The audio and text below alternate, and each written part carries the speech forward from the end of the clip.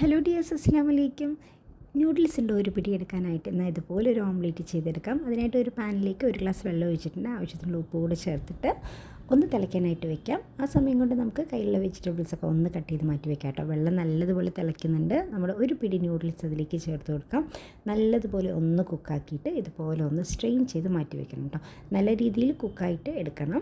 ഒരു table spoon oil കൂടെ ചേർത്തിട്ട് കുക്ക് ചെയ്തെടുത്താൽ നോൺ സ്റ്റിക്കി ആയിട്ട് നമുക്ക് കിട്ടും. ഇനി ഒരു ബൗൾ എടുത്തിട്ട് അതിലേക്ക് അരിഞ്ഞ് വെച്ച വെജിറ്റബിൾസ് എല്ലാം ഞാൻ ചേർത്ത് കൊടുക്കുന്നുണ്ട്. സവാളയും ക്യാപ്സിക്കാണ് കേട്ടോ എൻ്റെ കയ്യിൽ ഉണ്ടായിരുന്നത്. അപ്പോൾ ഞാൻ അതാണ് ചേർത്ത് കൊടുക്കുന്നത്. അതിലേക്ക് മാഗിയുടെ ടേസ്റ്റ് മേക്കർ പൗഡർ ഒരു പാക്കറ്റ് ചേർത്ത് കൊടുക്കുന്നത്. നിങ്ങളുടെ എരിവിനനുസരിച്ച് 1-2 പാക്കറ്റ് ചേർത്ത് കൊടുക്കുക കേട്ടോ. ആവശ്യത്തിനുള്ള ഉപ്പ് പൊടിയും കൂടി ചേർത്തിട്ട് നല്ലതുപോലെ ഒന്ന് മിക്സ് ആക്കിയിട്ട് മാറ്റി വയ്ക്കാം. ഇനി ഇതിലേക്ക് ഞാൻ ചേർത്ത് കൊടുക്കുന്നത് നൂഡിൽസാണ് കേട്ടോ. നമ്മൾ വേവിച്ചിട്ട് ചൂടാറാനായിട്ട് മാറ്റി വെച്ച നൂഡിൽസാണ് ഇതിലേക്ക് ഞാൻ ചേർത്ത് കൊടുക്കുന്നത്.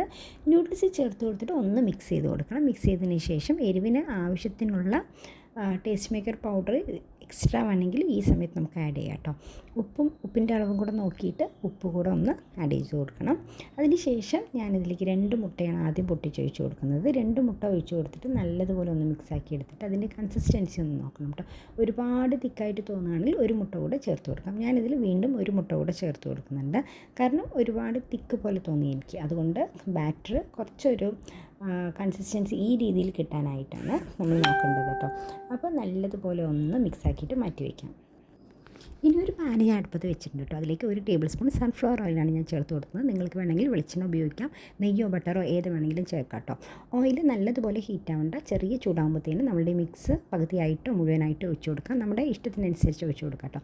ഞാൻ ഇതിലേക്ക് 1/4 ഭാഗത്തോളം ഒഴിച്ചു കൊടുത്തിട്ടുണ്ട്. ഇത് ഒഴിച്ചു കൊടുത്ത് കഴിയുമ്പോൾ ഒന്ന് മൂടി വെച്ചിട്ട് ലോ ഫ്ലെയിമിൽ ഒരു 5 മിനിറ്റ് കുക്കാക്കി എടുക്കണം. ഇതുപോലെ ഒന്ന് കുക്കായി വരുമ്പോഴത്തേനും ഇതൊന്ന് മറിച്ചിട്ടിട്ട് പുറമേയുള്ള ഭാഗം കൂടെ നന്നായിട്ടൊന്ന് കുക്കാക്കിയിട്ട് മാറ്റി വയ്ക്കണം. ഇതിൻ്റെ കറക്റ്റ് ടേസ്റ്റ് എന്ന് പറയുന്നത് ഇതിലേക്ക് ചീസ് കൂടെ നമ്മൾ സ്പ്രെഡ് ചെയ്ത് കൊടുക്കുമ്പോഴാണ് കേട്ടോ. എൻ്റെ കയ്യിലുള്ളത് സ്ലൈസ്ഡ് ചീസാണ്. അപ്പോൾ ഞാൻ അതാണ് യൂസ് ചെയ്തത്. നിങ്ങൾക്ക് മൊസറല്ല ചീസ് ഗ്രേറ്റ് ചെയ്തിട്ട് മുകളിൽ മുഴുവനായിട്ടും ഇട്ട് കൊടുക്കണം. ഒന്ന് മൂടി വെച്ചിട്ട് 1-2 സെക്കൻഡ് ഒന്ന് മൂടി വെച്ച് കഴിഞ്ഞാൽ ചീസ് കൂടെ മെൽറ്റായിട്ട് വരും കേട്ടോ. അപ്പോൾ നമ്മുടെ ഈസി നൂഡിൽസ് ഓംലേറ്റ് ഇവിടെ റെഡി ആയിട്ടുണ്ട്. അടിപൊളി ടേസ്റ്റാണ് കേട്ടോ. എല്ലാവരും ഒന്ന് ട്രൈ ചെയ്ത് നോക്കണേ.